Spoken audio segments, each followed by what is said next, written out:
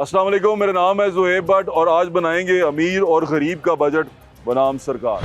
मौसम अच्छा हो गया, ये मैं लिंकिंग बाद में पहले रिकॉर्ड कर रहा हूँ। उससे पहले जो गर्मी में आलम हुआ ना, उसका एक छोटा सा मोन्टाज आपके जाके देखें, आपको अंदाज़ा हो जाएगा आज गर्मी कितनी शदीद थी। और अभी अल्लाह की रहमत सुना है बरसने वाली है और हवा चल रही है, अभी तो आंधी चल रही है, मट्टी मट्टी हो गई है यहाँ पे, सारी आंखों में मट्टी जा रही है। बच्चे यहाँ खड़े हुए हैं, आ जाओ गुजर जाओ। हम आज बजट बनाने जाएंगे आज ये दो एपिसोड्स हैं। दो एपिसोड में हम इसको बना रहे हैं। एक में हम अमीर का बजट बनाएंगे, एक में गरीब का बजट बनाएंगे।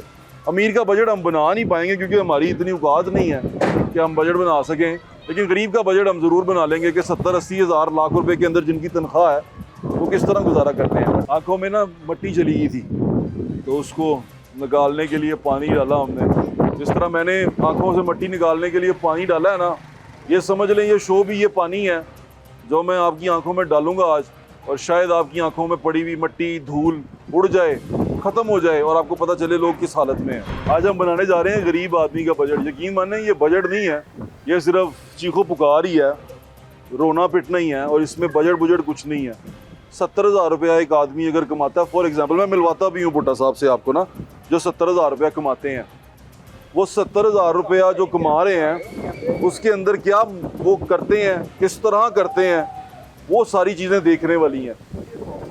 तूफान आ रहा है। इससे पहले तो जब हम बातें कर रहे थे भुट्टा साहब को हमने रिकॉर्ड कर लिया हुआ, तो पसीने बह रहे थे, हवा बंद थी, और अभी तूफान आ गया हुआ। मतलब देखें तो सही। आए मैं आपको लेके चलता हूँ भुट्टा साहब के पास और उनसे पूछते हैं कि वो अपना बजट कैसे बनाते हैं। 70,000 रुपये के अंदर वो सरकारी मुलाजिम है।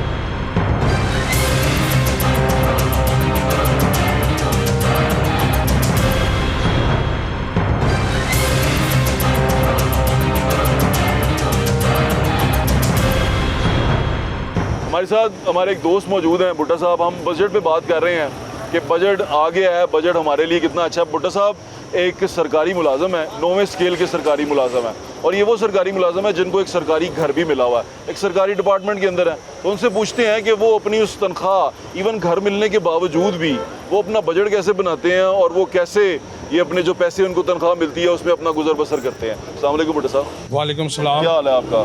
जी ठीक ठाक है। भुट्टा साहब को ये आप सरकारी मुलाजिम है? जी मैं 9वें स्केल में है। 9वें स्केल में। और आपकी तनख्वाह कितनी आती है भुट्टा साहब, जो कैश आती है? मेरी कभी 70 आई थी, कभी 72 आई थी, कभी 73 आई थी। 70, 72, 73, और ये बढ़ के हुई है। कितना अरसा हो गया आपकी सर्विस को? मेरे 18 साल हो गए। 18 साल हो गए हैं। तो 18 साल के अंदर आपकी तनख्वाह सिर्फ 72,000 तक आ सकी है। कितने रुपए से स्टार्ट किया था आपने? जब मैं रेल में आया था उस वक्त 4500 रुपये तनख्वाह था। यानी कि 4,500 रुपए से? जी 2007 में। 2007 में? 7 में? जी 4500 रुपए पे? 4500। और अब आप आ गए हैं 72,000 रुपए के ऊपर? जी। और अब आपके कितने फैमिली मेंबर कितने हैं?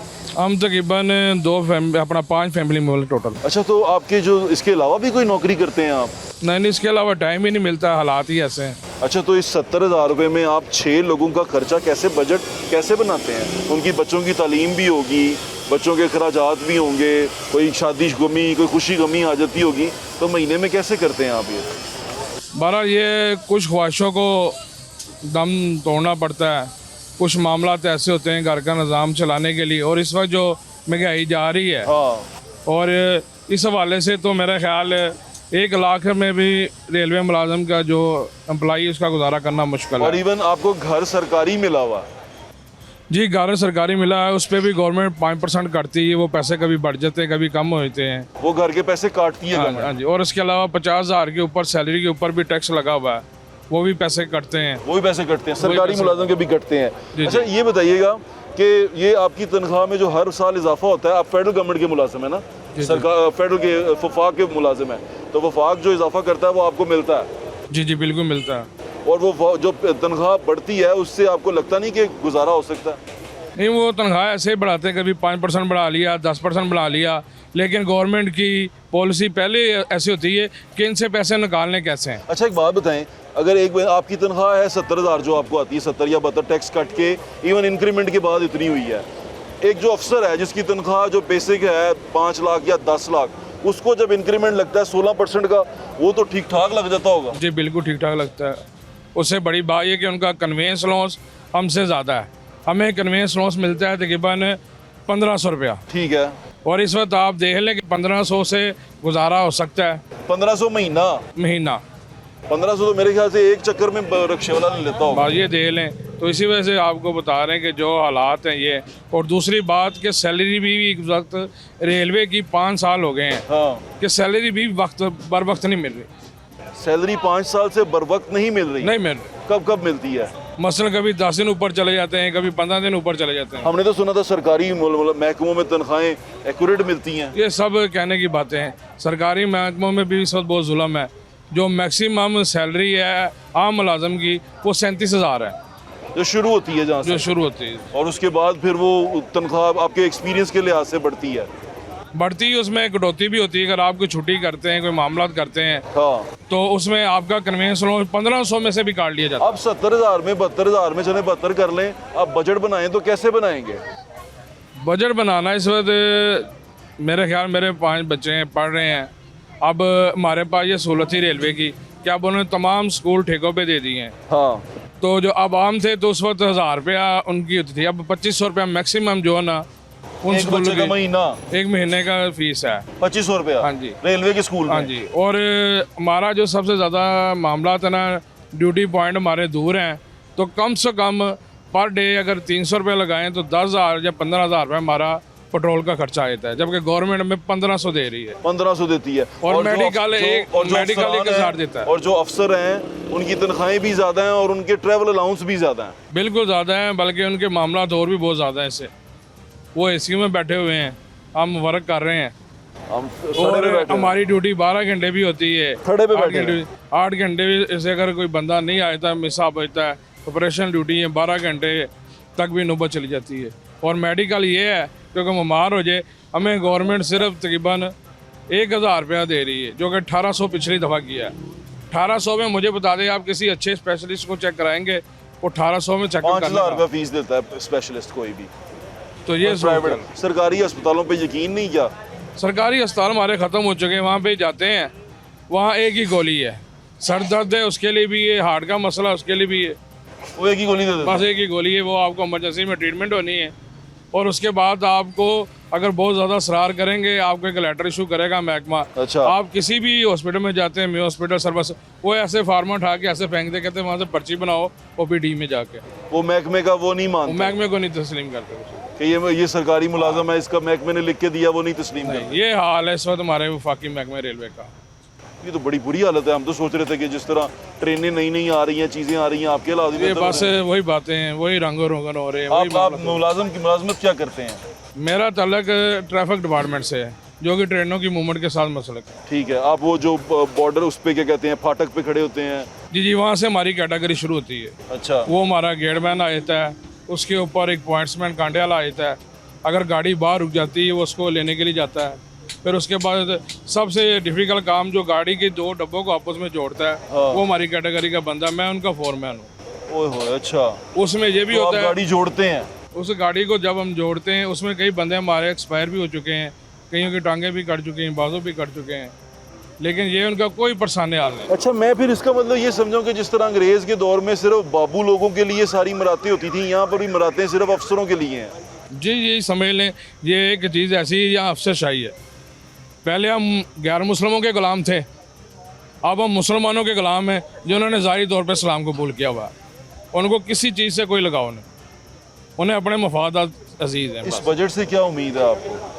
देखिए, बजट से तमाम लोग उम्मीदें लेके बैठे हैं, लेकिन हम सरकारी मुलाजम मायूस हैं। 5%, 10%, अगर आप इसे पीछे देखें तो 600% जो पार्लियामेंटेरियन हैं, कौमी असम्बली, सूबाई असम्बली, सेनेट, उनकी तनख्वाहें जब बढ़ानी होती हैं तो 600% से ऊपर बढ़ाई जाती हैं। जब किसी गरीब को देने की बारी आती है तो उस वक्त हमारे पास जो एक माफिया खबीस बैठा IMF, उसको ले आते हैं। जब उसको गरीब को देना है तो उनको तकलीफ है, जब अमीर को देना है उस वक्त उन्हें कोई तकलीफ नहीं। तो हम इनसे मायूस हैं। क्यों कि इस वक्त हमारा जो कन्वेंस लोन्स है, मैंने बताया कि 1500, मेडिकल लोन्स 1800। आपसे यही गुजारिश है कि आप हमसे पूछ लें कि बजट बनाए, आप 1800 में 1500 में ये बता दें कि इस वक्त पेट्रोल की कीमत 400 रुपये लीटर है। हाँ जी। और इस 1500 रुपये में तो मेरे ख्याल से 4 लीटर भी पूरा नहीं होता। मैं अपनी ड्यूटी या बच्चों को ले आने जाने के लिए तकरीबन 18,000 रुपये का मेरा पेट्रोल लग रहा है। बाइक का? बाइक का। अगर कोई बंदा बीमार हो जाए उसके लिए चेकअप कराने के लिए हम जाएं तो कम से कम मैक्सिमम 500 रुपये फीस है उसकी। तो आप कपड़े शपड़े वो भी तो लेने हैं, चीज़ें भी तो करनी भाई हैं बस सर। ये इसी तरह चल रहा है। अब कपड़े उठाने वाली बात रहेगी और कोई मामला तो नहीं रह गए। एक वक्त था कि सरकारी मुलाजिम को इज़्ज़त भी देते थे लोग, अहमियत भी देते थे, उसका गुज़र औक़ात होता था क्योंकि उस वक्त उसकी सैलरी 1 तोले सोने के बराबर होती थी। ठीक है। और इस वक्त ये रेलवे मुलाजिम नहीं बल्कि पूरे पाकिस्तान में जो भी मुलाजिम पेशा अफराद हैं उनके साथ यही सलूक है। तो बेचारे रुसवा हो रहे हैं। बात सिर्फ इतनी है, फ़ायदा वो लोग उठा रहे हैं प्राइम जो मिनिस्टर आपको सुन रहे हैं, आप कुछ कहना चाहते हैं? हमारी सुन रहे हैं, बल्कि वो यहाँ आ चुके हैं, देख चुके हैं। अगर इन्होंने हमने ही सुनाना है तो फिर फ़ायदा को इन सबको पता है, शहबाज शरीफ साहब को, नवाज शरीफ साहब को, क्योंकि वो इन्हीं गलियों में टाइम गुजारा है, इनके हालात से बड़े बाखूबी वाकफ़ हैं। लोगों की बड़ी उम्मीदें थी कि ये आएंगे, थोड़ी सी मुल्क में खुशहाली होगी, मजदूर खुशहाल होगा, लेकिन देखने में यही आया कि मजदूर खुशहाल नहीं हुआ बल्कि बस से बदतरीन जलील हो रहा है। जलील हो रहा है, आप ठीक कह रहे हैं। चलें, आपका बहुत बहुत शुक्रिया, थैंक यू सो मच।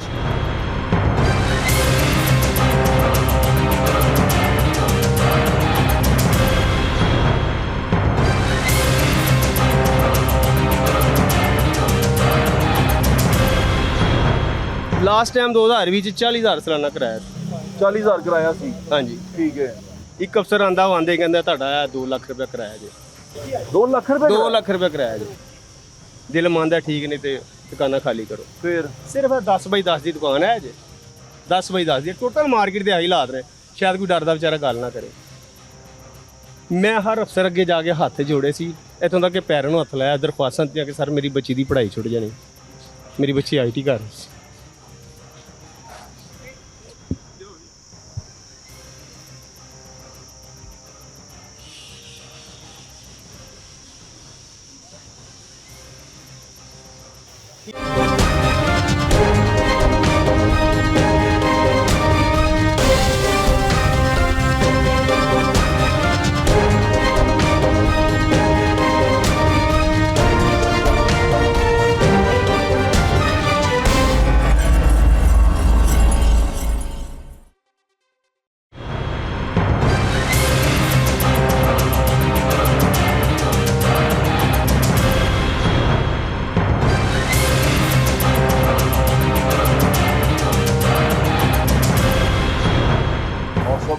बेहतर होता जा रहा है। भुट्टा साहब की बात आपने सुन ली।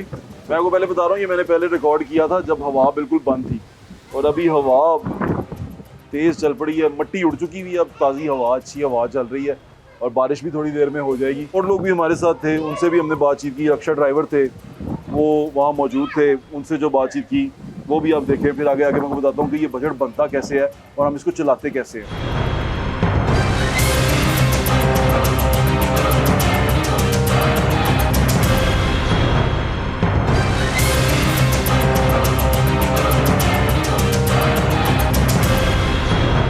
हम बजट के बारे में बात करने आए हैं और लोगों से बजट के बारे में पूछ रहे हैं। मेरे कुछ दोस्त पहले यहाँ बैठे हुए थे, उनकी बात सुन ली। बजट बनने जा रहा है 2026 का, 26-27 का ये बजट बनने जा रहा है। अब ये बजट किस तरह बनेगा, ये अवाम दोस्त होगा कि नहीं होगा? जो हमारे ऊपर बैठे हुए वुज़रा हैं, जो ऐवानों में बैठे हुए हैं, वो आदात का ऐसा गोरख धंधा बिछाते हैं कि हमें समझ नहीं आने पाता कि हुआ कि हमें तब समझ में आता है जब हम करियाने की दुकान पे जाते हैं, हम सामान खरीदते हैं तो हमें पता चलता है ओहो ये तो बढ़ गया। हमें पता चलता है कि पेट्रोल की कीमत बढ़ गई, तो उससे सारा कुछ चेंज हो गया, हमारा सारा बजट ख़राब हो गया। हमारे कुछ दोस्त कर रहे हैं, उनसे बात करते हैं। बजट आने वाला है हमारा, साडा जिहड़ा बजट है, जिहड़ा ਅਸੀਂ ਘਰ ਕਿੰਨੇ ਪੈਸੇ ਕਮਾਉਂਦੇ ਤੁਸੀਂ ਰੋਜ਼ ਦੇ? मैं तो रिक्शा चलाना। ਕਿੰਨੇ ਪੈਸੇ ਰੋਜ਼ ਦੇ ਕਮਾਉਂਦੇ? पहले तो असी तकरीबन 1500-1400 कमाने होने था पहले। ਇਹ ਕਮਾਈ ਦੱਸ ਰਹੇ ਹੋ, ਖਰਚੇ ਕੱਢ ਕੇ? खर्चे कट गए। असी किराया ते भी रहने, बच्चियां भी रखियां। मैं बड़ी दफा इन्हें चैनल का रौला पाया, कोई एक चौहान नहीं पाया, लाहौर न्यूज़ हर जगह दे। ठीक है, असी इन्हों के सपोर्टर भी हाँ। ਕਿਹਦੇ ਨੂਨ ਲੀਗ ਦੇ? ਅੱਛਾ। ख्वाजा साद रफीक मैनू बड़ी अच्छी तरह जानता है, मैं बैनर लाना वो खंबियां दे बिजली। मैं बड़ा रौला पा के मजबूर हो के खीर अपनी बच्चियां दे विच समा गया। ठीक है, जो तुम बजट कहते हो ना, बजट दी अज मैं बिल्कुल खुदा की कसम, मेरे हाथ चिट्टे हैं। वो मेरा रक्षा खड़ा 35-71 हाँ चिट्टे। मैं तय खाने में बैठा हूँ सुबह का आगे। अब मैं कोशिश की है मैं कुछ सवारी उठाऊँ, बच्चों के लिए कोई दूध ले जाऊँ, क्यों नहीं उठाई ये भी पूछे, क्यों नहीं उठाई? बजट तो आने वाला है। देखिए ये 240 रुपये किलो वाली गैस LPG आज हम दुकानदार के पास जाते हैं, डीलर को आ रही है, सब कुछ आ रहा है, जहाँ तो नहीं आ रही तो मैं झूठ बोल रहा हूँ तो मरियम नवाज मेरे पे जूता मारे। तो जो हम सच बोल रहे हैं तो मरियम नवाज को अपने वोटों की और अपने गरीबों का जो वादा है वो निभाना चाहिए। तो उस पर गैस हर चीज़ आ रही है, पेट्रोल आ रहा है, गैस जी उधर धमाका हो गया, उधर बम जा रहे हैं, ठीक है। वो आज 550 रुपये किलो LPG गैस है, 550 तो मैं लेके कल मैं आज सवारी से कैसे बहस करूँ? वो कहता हूँ भाई 500 रुपये किलो गैस से 550, मुझे 1000 रुपये दोगे? सवारी कहती चल चोरी के पैसे, तो बिस्ती कर रहे हैं। तो इसके बेहतर मैं आज सारा दिन तय खाने में बैठा रहा हूँ। तो बचड़ की बात कर रहे हो, ये दुकानदारों पे सारों पे कैमरा मारे ऐसे तोड़, इनके पास कितने कस्टमर, ये वेल्डिंग वाला इसके पास कल परसों राशनी मुकते थे, आज उसका ये अड्डा पड़ा, वेल्डिंग वाला कोई नहीं है। जब हम नहीं काम करेंगे मजदूर तो हम इनको पैसे वर्कशॉपों में कैसे देंगे? तो बचड़ जब बिल आता है घर का, तो ये बिल कहते थे, मरियम नवाज ने वहाँ पर खड़ा होकर कहा था ना, याद कर लाओ बिल, इमरान खान में कहा बिल। यार हमारा गरीबों का किसी ने कुछ सोचा हो? अभी कह रहे हैं क्या हालात हैं? जी सर, महंगाई बहुत ज़्यादा है। आप कहाँ से आए हैं? मैं वासा का मुलाजिम हूँ, वर्क चार्ज मुलाजिम हूँ। अच्छा, तो कितने पैसे लेते हैं आप? तनख्वाह जो है वो 40,000 रुपये, और तीसरे महीने में हमें तकरीबन 5 दिन की सैलरी कम मिलती है। ये मेरा किराए का घर है, तो ज़ाहिर बात है 10-12 हज़ार रुपये किराए का घर हो गया, और फिर 3 बच्चे हैं मेरे, तो बड़ी मुश्किलात होती है। हुकूमत दावे तो करती है कि हम गरीब आवाम को रिलीफ़ देंगे, लेकिन जो मज़दूर तबका और मेहनत कश तबका है उसको बिल्कुल भी रिलीफ़ नहीं मिल रहा, बल्कि मज़दूर तबका और जो मेहनत कश तबका है वो मज़ीद पिसा जा रहा है। तो हम वज़ीर आला मरियम नवाज़ शरीफ से अपील करते हैं कि जो वो मज़दूर इस बजट को मज़दूर बजट बनाए। और आप ठीक कह रहे हैं, पर की हालात में ਹਾਲਾਤ ਪੂਰੇ ਪਾਕਿਸਤਾਨ ਨੂੰ ਪਤਾ ਕੀ ਨੇ ਕਿ ਸਾਨੂੰ ਜਿਹੜਾ ਗਰੀਬ ਬੰਦਾ ਨਾ ਉਹ ਥੱਲੇ ਤੋਂ ਥੱਲੇ ਆ ਰਿਹਾ, ਜਿਹੜਾ ਅਮੀਰ ਹੈ ਉੱਤੇ ਤੋਂ ਉੱਤੇ ਜਾ ਰਿਹਾ। ਸਾਡਾ ਤੇ ਇਹਨਾਂ ਨੇ ਯਕੀਨ ਕਰੋ, ਸਾਨੂੰ ਨਹੀਂ, ਤੁਸੀਂ ਕਹੋ ਨਾ ਯਾਰ ਭਾਈ ਇਹਦੇ ਜ਼ਹਿਰ ਖਾ ਲਓ, ਫੈਮਿਲੀ ਨੂੰ ਖਾ ਦਿਓ, ਉਹ ਖਾ ਲਓ ਬਿਹਤਰ ਹੈ। ਯਾਨੀ ਇਹ ਜ਼ਲਾਲਤ ਵਾਲੀ ਜ਼ਿੰਦਗੀ ਨਾਲੋਂ ਨਾ ਅੱਲਾ ਦੀ ਕਸਮ ਹੈ ਮਰ ਜਾਣਾ ਬਿਹਤਰ ਹੈ। ਹੁਣ ਰਿਕਸ਼ਾ ਡਰਾਈਵਰ ਨੇ ਦੇਖੋ 550 ਰੁਪਏ ਕਿਲੋ ਗੈਸ ਕਿੱਥੋਂ ਪਾਈ ਹੈ? नहीं सही कह सवारी को कितों पैसे मांग लिए? मैंने दसो ना। मरीम नवाज साहबा कहती ने मैं हम पाकिस्तानी हम आवाम के साथ है, ये हमारी मेरी हम इनकी ये मैं इनकी माँ हूँ, तो कहाँ है? हम औलाद के साथ ऐसा सलूक करते हैं? आप बिल्कुल कहाँ ठीक पे है। हम ये हमारे बारे में सोच ही नहीं रहे। ये सिर्फ इनको अपनी पड़ी हुई है, अपनी कुर्सियाँ बचा ली अपनी, हमारी तरफ नहीं, इनका तरफ ध्यान। इनसे को वैसी एक जगह ला के ना पूरे पाकिस्तान में एक बम गिराओ, ख़त्म करो, आप ही गुजारते करो, आप ही संभालो बुलो, हमें एक दफ़ा से जान छुड़ा दो। ये रोज़ के रोने से ना एक दफ़ा में ख़त्म कर दो इनसे। हाँ, ठीक है। ये आवाम के नहीं, मेरे हमारे हक में नहीं। ख्याल से आप जो कह रहे हैं बिल्कुल ठीक कह रहे हैं। हालात बड़े ख़राब हैं। आगे चले मैं आपकी और लोगों से बात करवाता हूँ, मेरे साथ रहिएगा आप।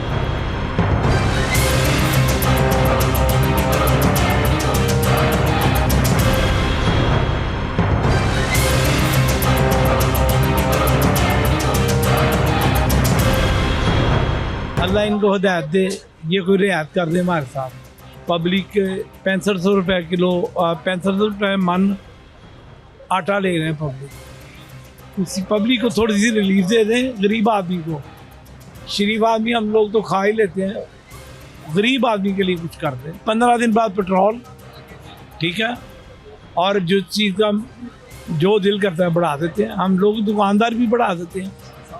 गवर्नमेंट 5 रुपये बढ़ाती है, हम 10 रुपये बढ़ा देते हैं। इस तो गरीब आदमी रहा है ना, हमारा तो कोई हाल, हम ठीक है। अल्लाह ताला उनके लिए आसानियाँ पैदा करे जिन्होंने दुआएं दी। मौक़िफ़ ये है कि यार पहले ना सारा साल इंतज़ार किया जाता था कि बजट आएगा, कोई टैक्सेस कम होंगे या ज़्यादा होंगे, या कोई रिलीफ मिलेगा या कोई मुश्किलें ज़्यादा होंगी। लेकिन अब तो वो मामलात नहीं रहे, अब तो सारा साल बजट आते रहते हैं। पहले 16 महीने इस गवर्नमेंट ने पूरे किए तो हम लोगों ने बर्दाश्त किया कि चलो महंगाई होगी या कोई मसला नहीं, इलेक्शन होगा तो मामला सुधर जाएंगे इंशाल्लाह ताला। लेकिन वो 16 महीने के बाद फिर वही कुछ हो रहा है, महंगाई वाला एंड हो गया, लोग पिस रहे हैं, गरीब जो है वो बिल्कुल आवाज़ार हो गया, घरों के किराए देने को लोगों के पास पैसे नहीं हैं। तो मामला तो ऐसे है, कोई रिलीफ की सूरत पैदा करें, कोई तरीक़ाकार ऐसे करें कि कोई कमज़ोर आदमी को कोई फ़ायदा हो, फिर तो बजट वेलकम। तो अगर यही कुछ होना है जो पहले हो रहा है 3 साल से, तो फिर तो अल्लाह तौबा, बस माफ़ी दे दें हमें, हम माफ़ी मांगते हैं इनसे। अल्लाह ताला इनको हिदायत दे। देखिए ना जी, बजट जो आ रहा है ना, इसमें तो इन्हें चाहिए कि आवाम के साथ इन्होंने बहुत जुल्म ज़्यादती कर चुके हैं। पहले तो पेट्रोल को क्लियर करें, उस पर जो ये एक्स्ट्रा चार्जेस लीवी वगैरह ले रहे हैं उसको ख़त्म करें। बिजली के मामले में जैसे अब इन्होंने शुरू कर दिया है कि जी 200 यूनिट्स हैं, उस पर लोगों को सब्सिडाइज़ करते हैं, वो ख़त्म कर देंगे, वो ख़त्म करें। टैक्स सबके लिए है कि जो लोग बेचारे टैक्स दे रहे हैं उनके लिए एक स्लैब बनाएं और मिनिमम 1.5 लाख रुपए तक ये लोगों को उसमें फैसिलिटेट करें, उनसे टैक्स ना लें। उसके अलावा पेट्रोल के मामले में आपने देखा जो एक राइडर है, एक आम बंदा बेचारा जिसका टैक्स भी नहीं बनता, उससे भी ज़बरदस्ती टैक्स ले रहे हैं। बजट से पहले ही उन्होंने डबल ट्रिपल महंगाई कर दी, तो बजट आएगा तो वो तो 4 गुना और बढ़ जाएगी। इसमें खुशी वाली कौन सी बात है? उन्होंने तो अपने खर्चे निकालने हैं और क्या करना उन्होंने। हमारा ये दुकान है, हमारा महीने के खर्चे नहीं निकलते, किराए नहीं निकलते, बिल नहीं निकलते, हम कहाँ से क्या करेंगे? बजट आएगा तो और ये पीछे जाएगा, आगे नहीं जा रहा काम। हाँ जी, हर साल के साल पीछे आ रहा है, आगे नहीं जा रहा। बड़े से बड़ा, छोटे से छोटा पीछे आ रहा है। हम 3, 4, 5 साल से बर्दाश्त कर रहे हैं भाईजान, 5 साल से बर्दाश्त कर रहे हैं। किराया पल्ले से दे रहे हैं, बिल पल्ले से दे रहे हैं।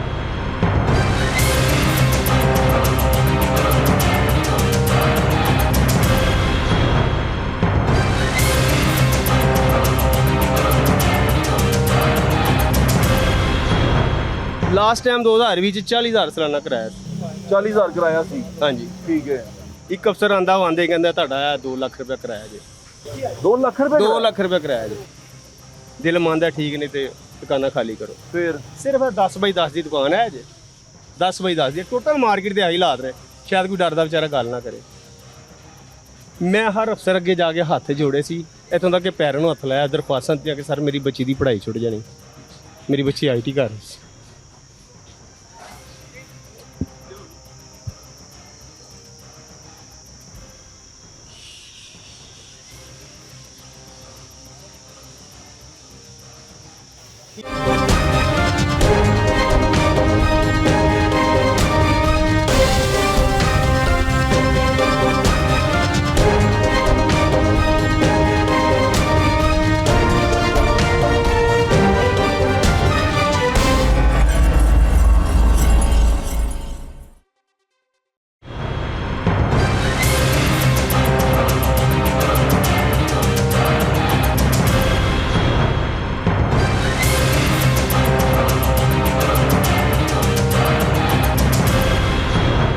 मैं अपने कुछ दोस्तों से बात कर रहा था, हमारे भाई हैं सुहेल भाई, क्या हाल है आपका? अल्हम्दुलिल्लाह ठीक ठाक है। अल्लाह का। कैसे हालात हैं, कैसी जिंदगी गुजर रही है? हालात यार बहुत इस वक्त ना ख़त्म हो चुके हैं। अब तो जीने को दिल ही नहीं कर रहा, बस ये है। इतनी परेशानी किस तरह हो गई एकदम? परेशानी हैगी सारी रेल दी मार्केट। हाँ होएगी। मैं 37 साल तो इत्थे काम कर रहा। ठीक है। मैं तकरीबन ਇਹ ਬੱਚੇ ਨਾ ਜਾਂ ਇਸ ਬੱਚੇ ਜਿੱਡਾ ਹੋਵਾਂਗਾ। अच्छा। ਲਾਸਟ ਟਾਈਮ 2020 ਚ 40,000 ਸਾਲਾਨਾ ਕਿਰਾਇਆ ਸੀ। 40,000 ਕਿਰਾਇਆ ਸੀ। ਹਾਂਜੀ, ਠੀਕ ਹੈ। ਇੱਕ ਅਫਸਰ ਆਂਦਾ ਉਹ ਆਂਦੇ ਕਹਿੰਦਾ ਤੁਹਾਡਾ 2 ਲੱਖ ਰੁਪਏ ਕਿਰਾਇਆ ਜੀ। 2 ਲੱਖ ਰੁਪਏ 2 ਲੱਖ ਰੁਪਏ ਕਿਰਾਇਆ ਜੀ। ਦਿਲ ਮੰਨਦਾ ਠੀਕ ਨਹੀਂ ਤੇ ਦੁਕਾਨਾਂ ਖਾਲੀ ਕਰੋ। ਫਿਰ ਸਿਰਫ 10 ਬਾਈ 10 ਦੀ ਦੁਕਾਨ ਹੈ ਜੀ, 10 ਬਾਈ 10 ਦੀ ਟੋਟਲ ਮਾਰਕੀਟ ਦੇ ਆਹੀ ਹਾਲਾਤ ਨੇ। ਸ਼ਾਇਦ ਕੋਈ ਡਰਦਾ ਵਿਚਾਰਾ ਗੱਲ ਨਾ ਕਰੇ। ਮੈਂ ਹਰ ਅਫਸਰ ਅੱਗੇ ਜਾ ਕੇ ਹੱਥ ਜੋੜੇ ਸੀ, ਇੱਥੋਂ ਤੱਕ ਕਿ ਪੈਰਾਂ ਨੂੰ ਹੱਥ ਲਾਇਆ, ਦਰਖਾਸਤਾਂ ਦਿੱਤੀਆਂ ਕਿ ਸਰ ਮੇਰੀ ਬੱਚੀ ਦੀ ਪੜ੍ਹਾਈ ਛੁੱਟ ਜਾਣੀ। ਮੇਰੀ ਬੱਚੀ IT ਕਰ ਰਹੀ ਸੀ।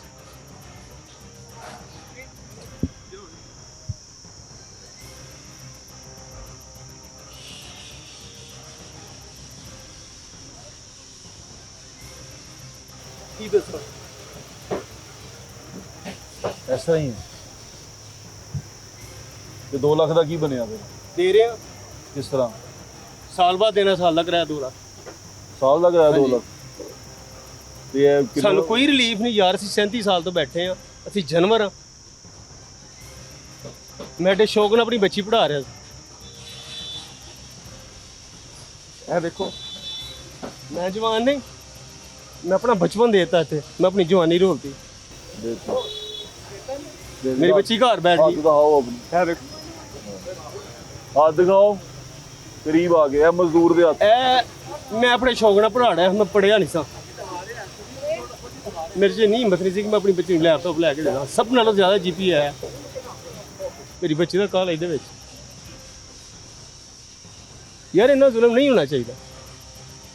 ਕਿਹਨੂੰ ਕਹੀ ਜਾ ਕੇ ਮੈंने ਦਰਖਾਸਤਾਂ ਦਿੱਤੀਆਂ ਨੇ ਕਿ ਸਰ ਮੇਰਾ ਕਿਰਾਇਆ ਘਟਾ। ਸਰ ਜੀ ਮੇਰੀ ਬੱਚੀ ਦੀ ਪੜ੍ਹਾਈ ਪੂਰੀ ਹੋ ਲੈਂਦੇ, ਵਧਾ ਦੇਣਾ ਕਿਰਾਇਆ, ਦੁਕਾਨ ਵਾਪਸ ਲੈ ਲੈ। ਤੁਸੀਂ ਇਹ ਕਿਹਾ ਬੱਚੀ ਦੇ ਬਾਰੇ? ਹਰ ਸ਼ੈ ਹਰ ਗੱਲ ਕੀਤੀ। ਇਹ ਰੇਲਵੇ ਦੇ ਹਾਂਜੀ ਸਰ। ਉਹਨਾਂ ਨੇ ਕਿਹਾ ਨਹੀਂ ਵਧਾਣਾ। ਕੁਛ ਨਹੀਂ, ਉਹਨੇ ਕਿਹਾ ਜੀ ਇਹ ਸਭ ਦਾ ਵਧਿਆ, ਸਾਰਿਆਂ ਦਾ ਵਧਾ ਦਿੱਤਾ। ਤੁਸੀਂ ਆਪਣੀ ਬੱਚੀ ਨੂੰ ਪੜਾਉਣਾ ਛੱਡਤਾ? ਪੜ੍ਹਾ ਰਿਹਾ ਹਾਂ ਮੈਂ ਡੇਲੀ ਆ ਕੇ ਪਹਿਲੇ ਮੈਂ ਰੇਲਵੇ ਦੇ ਕੱਢਣੇ ਨੇ, ਫਿਰ ਮੈਂ ਆਪਣੀ ਬੱਚੀ ਦੀ ਪੜ੍ਹਾਈ ਦੇ ਕੱਢਣੇ ਨੇ, ਫਿਰ ਮੈਂ ਆਪਣੇ ਘਰ ਦਾ ਕਿਚਨ ਕੱਢਣਾ। ਮਰਗ ਤੇ ਮਜ਼ਦੂਰ ਜਾਏਗਾ ਨਾ। ਇਹ ਕੰਮ ਵੇਖ ਲਓ ਕੀ ਤੁਹਾਡੇ ਸਾਹਮਣੇ ਬੈਠੇ ਆ। ਕੁਛ ਕੋਈ ਨਹੀਂਗਾ, ਮੈਂ ਦੇ ਰਿਹਾ ਲੋਕੀ ਕਿ ਇਹ ਵੀ ਵਿਚਾਰੇ ਮਾੜੇ ਹੀ ਨੇ ਤੁਹਾਡੇ ਗਾਹਕ। ਯਾਰ 520 ਰੁਪਏ ਕਿਲੋ ਗੈਸ ਹੈ। ਆਹੋ, ਕੀ ਯਾਰ ਰਿਕਸ਼ਾ ਡਰਾਈਵਰ ਚਲਾਉਣਗੇ? ਕੀ ਪੈਸੇ ਦੇਣਗੇ? ਕੀ ਕਰਨਗੇ? ਕੀ ਪੈਸੇ ਦੇਣਗੇ? ਕੀ ਮੇਰੇ ਕੋ ਆ ਕੇ ਕੰਮ ਕਰਾਉਣਗੇ? ਕੀ ਮੈਨੂੰ ਮਜ਼ਦੂਰੀ ਦੇਣਗੇ? ਮੈਂ ਭੱਟ ਸਾਹਿਬ ਇੱਥੇ ਆਪਣੀ ਜਵਾਨੀ, ਆਪਣਾ ਬਚਪਨ ਜ਼ਾਇਆ ਕਰ ਦਿੱਤਾ। ਹਰ ਸ਼ੈ ਮੇਰੇ ਸਿਰ ਤੇ, ਮੇਰੀ ਭੈਣਾਂ ਦੀ, ਭਰਾਵਾਂ ਦੀ, ਮਾਂ-ਬਾਪ ਮੇਰਾ ਫੌਤ ਹੋ ਗਿਆ। ਜ਼ਿੰਮੇਵਾਰੀ ਹੈ, ਮੇਰੇ ਬੱਚਿਆਂ ਦੀ ਜ਼ਿੰਮੇਵਾਰੀ ਹੈ। ਮੈਂ ਤਾਂ ਕਿਸੇ ਨੂੰ ਦੱਸ ਵੀ ਨਹੀਂ ਸਕਦਾ।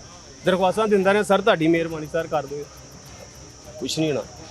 ਫਿਰ ਵੀ ਤੇ ਕਿਸੇ ਨੂੰ ਸਰਕਾਰੀ ਸਿਆਸੀ ਬੰਦੇ ਨੂੰ ਕਿਹਾ ਜੇ? ਜਦੋਂ ਇਲੈਕਸ਼ਨ ਆਣਾ ਉਹਨਾਂ ਨੇ ਆ ਜਾਣਾ। ਉਂਝ ਕੋਈ ਨਹੀਂ। ਕੀ ਕਰਦੇ ਪਿਓ?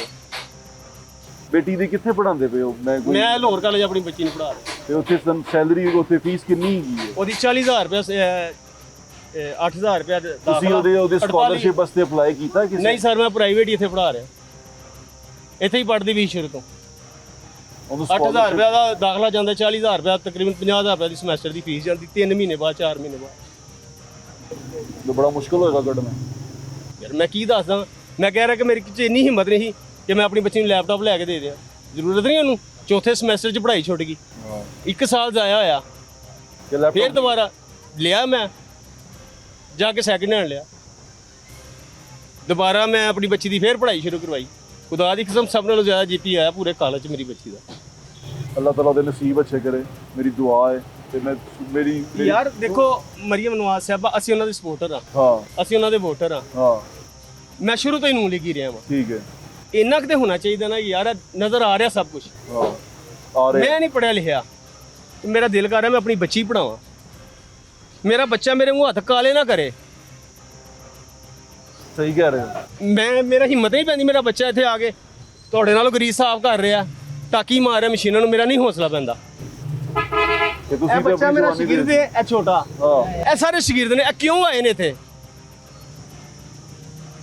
ਨਹੀਂ ਘਰ ਪੂਰੇ ਹੋ ਰਹੇ। ਨਹੀਂ ਘਰ। ਇਹਨਾਂ ਦੇ ਮਾਂ-ਬਾਪ ਵੀ ਇਹੋ ਹੀ ਕਹਿੰਦੇ ਨੇ ਕਿ 200-400 ਰੁਪਇਆ ਲੈ ਕੇ ਆਉਂਦੇ, ਸਾਡਾ ਨਾਂ ਰਲੇ।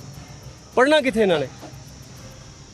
ਹਾਲਾਤ ਤੇ ਬਹੁਤ ਮਾੜੇ ਹੋ ਗਏ, ਬਹੁਤ ਮਾੜੇ ਹੋ ਗਏ ਨੇ ਪੈਟਰੋਲ ਦੀ ਵਜ੍ਹਾ। ਮੈਂ ਸਵੇਰ ਘਰੋਂ ਨਿਕਲਣਾ ਨਾ ਤੇ ਮੈਂ 36 ਖਰਚੇ ਜ਼ਿਹਨ 'ਚ ਰੱਖ ਕੇ ਨਿਕਲਣਾ ਵਾ। ਅੱਜ ਮੈਂ ਇਹ ਕਰਨਾ, ਅੱਜ ਮੈਂ ਇਹ ਕਰਨਾ, ਅੱਜ ਮੈਂ ਇਹ ਕੰਮ ਕਰਕੇ ਆਉਣਾ। ਤੇ ਰਾਤ ਨੂੰ ਘਰ ਇੱਕ ਜ਼ਿੰਦਾ ਲਾਸ਼ ਲੈ ਕੇ ਘਰ ਜਾਈਦਾ। ਸਵੇਰ ਫਿਰ ਉੱਠੀਦਾ, ਅੱਲਾ ਕੋ ਮਾਫੀ ਮੰਗ ਕੇ ਅੱਛਾ ਲੱਗਦਾ। ਯਾਰ ਕੋਈ ਥੋੜਾ ਬਹੁਤਾ ਹੋਵੇ ਹੋਣਾ ਚਾਹੀਦਾ ਰਿਲੀਫ ਯਾਰ। मैं नहीं, इस मार्केट च सारे मेरे नाल दे बैठे ने। भी मरियम आपको सुन रही हैं, आप कुछ कहना चाहते हैं? क्या बस सानू यह है कि साडे ਜਿਹੜੇ ਮਸਲੇ ਨੇ ਸਾਡੇ ਕਿਰਾਇਆ ਗੁਰੂਆਂ ਦੇ ਸਾਡੇ ਹੱਲ ਕੀਤੇ ਜਾਣ। ਮਿਹਰਬਾਨੀ ਸੁਹੇਲ ਭਾਈ।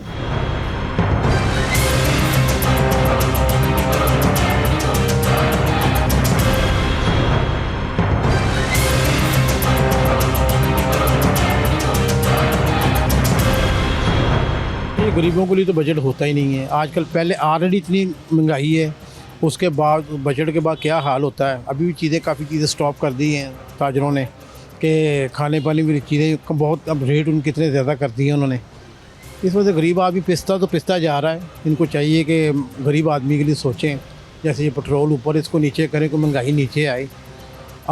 आम आदमी बहुत परेशान है, क्योंकि हम भी इधर मार्केट में इधर काम करते हैं, मगर ये कि माल रोड पे दुकान होने के बावजूद यकीन करें अभी तक सुबह से सिर्फ बिस्मिल्लाह की हुई है हमने। बजट वैसे ही आएगा जैसे पहले आता है, ठीक है।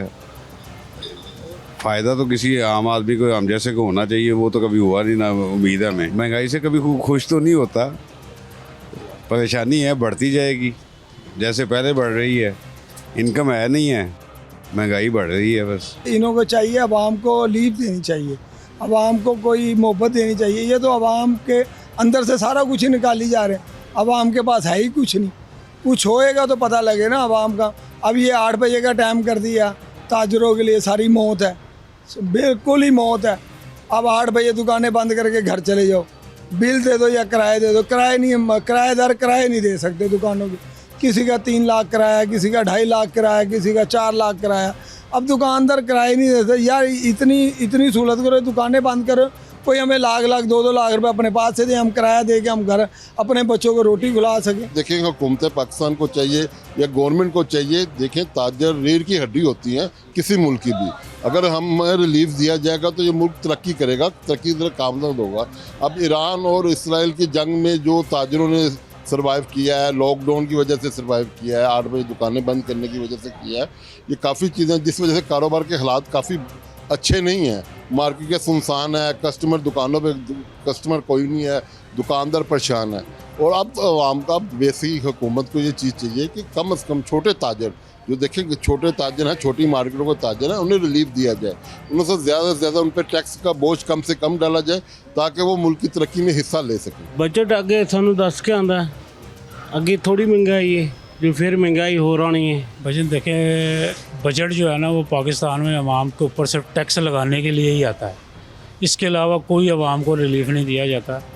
और बल्कि अब तो इन्होंने बजट से पहले भी टैक्स लगा दिए हैं और अब बजट के बाद भी टैक्स लगेंगे और बजट में मज़ीद टैक्स लगेंगे अवाम के ऊपर, और अवाम को इन्होंने तंग ही करना है और उन्हें कोई रिलीफ नहीं देना। अवाम कारोबार है नहीं यहाँ पर, यहाँ कस्टमर का रुझान ही ख़त्म होता जा रहा है मार्केटों में। इन्होंने टैक्स पे टैक्स लगा के महंगाई कर करके, हालांकि मीशत का ताल्लुक जो होता है ना वो चीज़ें सस्ती करने से होता है, मीशत तब चलती है, चीज़ें महंगी करने से नहीं होता। महंगी तो किसी को, आप बेवकूफ़ इंसान को भी बिठा के महंगाई करके आप अपना मुल्क चला सकते हैं, लेकिन जब तक आप मुल्क में चीज़ें सस्ती नहीं करेंगे उस वक्त तक आपकी मीशत ठीक नहीं हो सकती।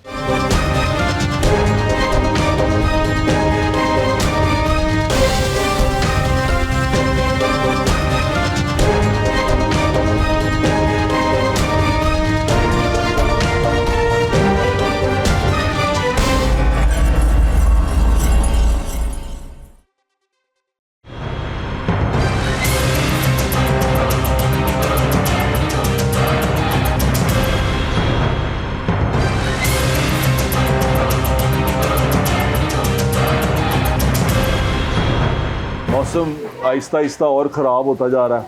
हम लोगों से बातें तो कर रहे हैं, आपने सारी बातें सुन ली। मैं चाहता हूँ इसको हम 2 हिस्सों में डिवाइड करें।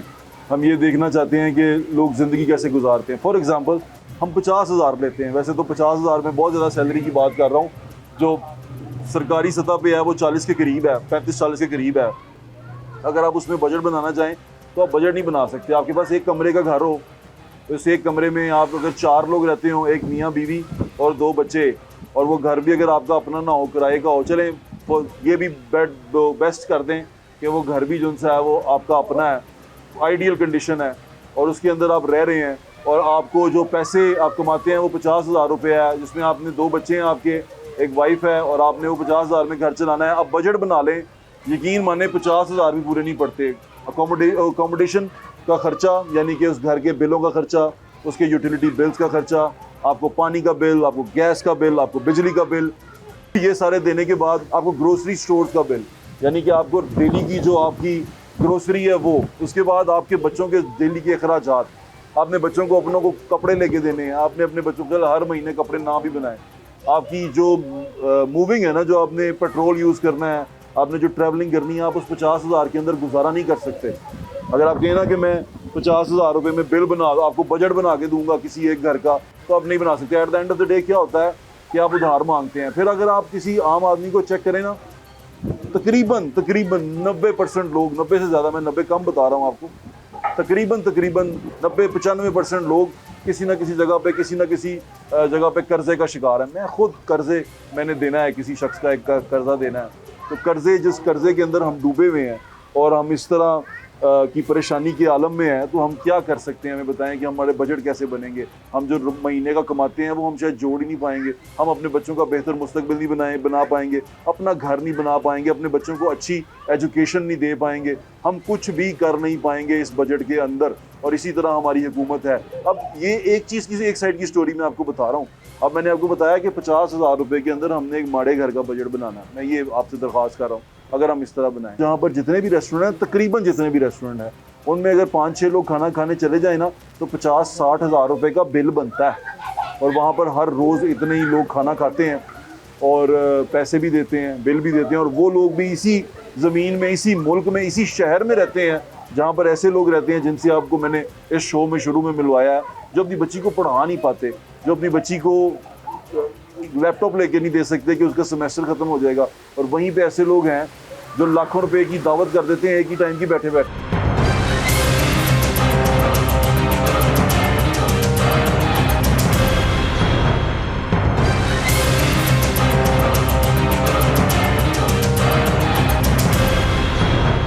गर्द आलूद झक्कड़ चल रहे हैं, मिट्टी उड़ रही है, बुरे हाल हो गए हैं एकदम से। ये गर्द आलूद झक्कड़ और मिट्टी उड़ने के बाद बारिश होगी, और बारिश आएगी तो सब गर्द बैठ जाएगा, पत्ते धुल जाएंगे। ये उम्मीद की बात है, और हमें उम्मीद है अल्लाह की रहमत से, बरान रहमत से। हमें कुरान पाक में भी पढ़ा है कि हर मुश्किल के साथ आसानी जुड़ी हुई है। हमारे बहुत मुश्किल हालात हैं, हम बहुत तकलीफ़ में हैं, हम शदीद परेशानी का शिकार हैं, लेकिन हमें पता है कि इस परेशानी के साथ आसानी है, और हम इसी उम्मीद पे आज के शो का अख्ताम करते हैं। और कल के शो की बात बताते जाते हैं कि कल के दिन मैं आपको बताऊंगा कि इसी मुल्क में, इसी जगह से कुछ दूर लोग किस तरह ज़िंदगी गुजारते हैं। यहाँ जहाँ 70,000 रुपया महीना आता है, वहाँ 70,000 रुपये का शायद एक कोबे का स्टेक आ जाए, 2 स्टेक हम खा लें। लेकिन यहाँ के हालात और वहाँ के हालात ये सेम प्लेन के ऊपर हैं। ये सोसाइटी के अंदर बाइपोलरिज्म शो कर रहा है। ये है वो ख़तरा जो असल में हुकूमतों को है, बड़े बड़े लोगों को है, जिससे वो घबरा रहे हैं और डर रहे हैं। ये वो ख़तरा है।